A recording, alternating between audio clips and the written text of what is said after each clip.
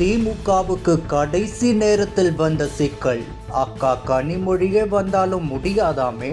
திமுக ஆட்சி முடிவடையும் நிலையில் மீண்டும் நாங்கள் தான் ஆட்சிக்கு வருவோம் என சொல்லி வரும் நிலையில் திமுக கனவில் மண்ணை போடும் அளவுக்கு மக்கள் பதிலடி கொடுக்க தயாராகியுள்ளனர். 2021 தேர்தலின் போது திமுக எண்ணற்ற வாக்குறுதியை கொடுத்தது.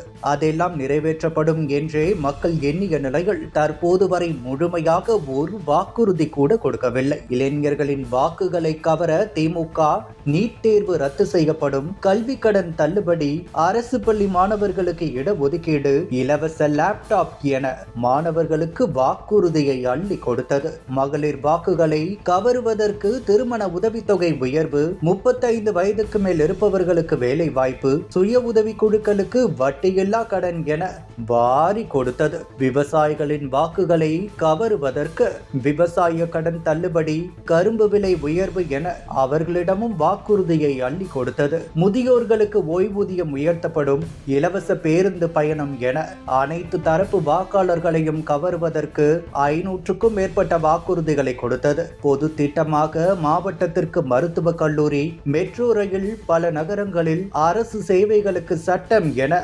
வாக்குறுதியை கொடுத்தது.